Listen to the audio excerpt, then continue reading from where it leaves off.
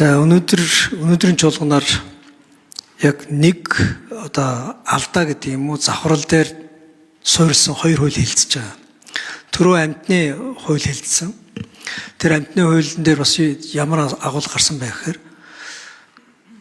төрийн эрх мэдлийг хэрэгжүүлж байгаа хуулийн биелтийг хангуулах гэж байгаа албан тушаалтнууд хуулийн бүрэн мэдлэггүйгээсээ болдго юм уу? Эсвэл байгаа хуулийг хэрэглэхгүй байх тийм хүсэл зоригоосоо болдго юм уу? Иргэдэд хүндрэл учруулдаг учраас арга ядаа дахиад хууль янзлах гэж оролдож байгаа байхгүй юу? Галц зэвсгийн хуулийн дээр өөрийнхөө эзэмшиж байгаа галц зэвсгээр амнаас эд хөрөнгө хамгаалахын тулд хэрэглэнэ гэх бүр заалт байж байгаа. Хууль байж байгаа.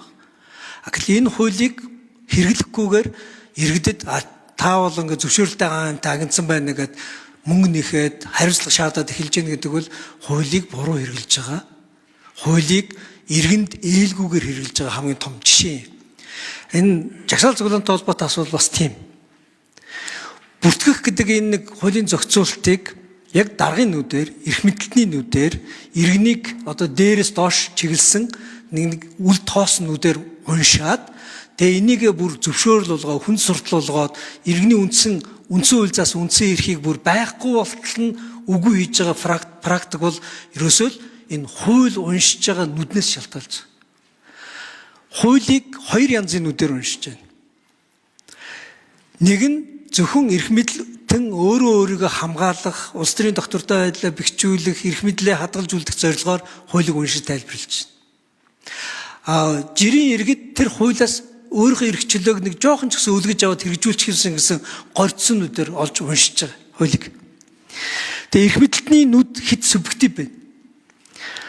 Хуулийг уншихдаа хамгийн түрүүнд ерөөсөө хорж хаах, айлган сүрдүүлэх, мэдэн бодлох, үл хэрэгсэх, бүрсүүлдэ хуулийг хувийн бодлороо орлуулах хэмжээнд уншиж хэрэгжилж байгаа. Тэрнээс болоод энэ жагсаал цуглаантай холбоотой зохицуулалт эцсийн дүндээ юу болоо хувирч яах гэхээр яаж үндсэн хууль заасан иргэний үндсэн эрх хэрэгчлөөний энэ хэсгийг төрийн дур зоргоос хамгаалах вэ гэдэг том асуултанд хариу өгөх хэмжээнд ирж байгаа. Энэ хуулийн концепцийг ч гэсэн биднээс дахиад нягтлах хэрэгтэй болж байгаа. Жагсаал цуглаан зохион болох эрхчлөөтэй холбоотой энэ хууль тогтоомж гарч байгаа нэрлэж байгаа бол энэ хуулийн үндсэн концепц төр юу хийж болохгүй вэ гэдгээр бас чиглэх хэрэгтэй. Саяхан ойрхон түүх засгийн газрыг огцруулах хариуцлага тооцохтой холбоотой залуучууд жагсаал хийсэн чинь тэр жагсаалын дундуур зохион байгуулалтаар хэсэг бүлэг итгээд Украины далбаа гаргаж ирж зураг аваад буцаагаад Украиныхаа далбааг хомж аваад тэр зургаа сошиалээр сэвээд дайныг Украины талд явдаг хүмүүс Монгол улсын засгийн газрыг эсрүүцэж гэнэ гэд бүр сэвэд эхэлж байгаа байхгүй юу?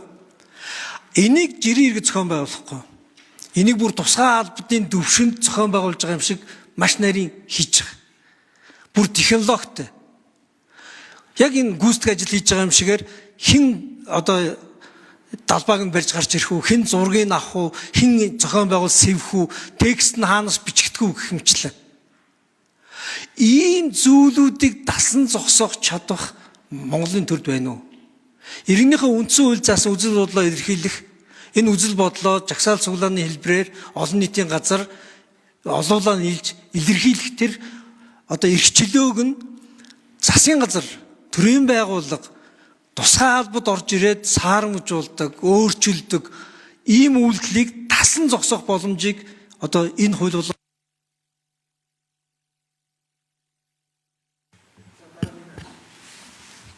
За, оюун сахны алтан гэрэл сайд хариулт өгье. За, ер нь бол энэ ямар тохиолдолд ямар газрууд хориглох вэ, ямар тохиолдолд хязгаарлалт байх вэ гэдэг энэ хууль зааснаас бусдаар ямар нэгэн хязгаарлалт огт байх ёсгүй. Тэмүүжин гишүүний хэлж байгаа үгийг бүрэн дэмжиж байна. Ер нь энэ жагсаал цуглааныг эсрэг жагсаал хийхийг хориглоно гэдэг олуулаа жагс цуглаж болохгүй гэдэг янз янзын үйл бодолтой байж болохгүй гэдэг энэ олон хориглолт хязгаарлалтууд өнөөгөө үйлдвэр байгаа хориглолт хязгаарлалтууд сүүлдээ юу болж өөрсөн бэ гэхээр яаж явагдаж байгаа тэр жагсаал цуглааныг нэг тараах вэ?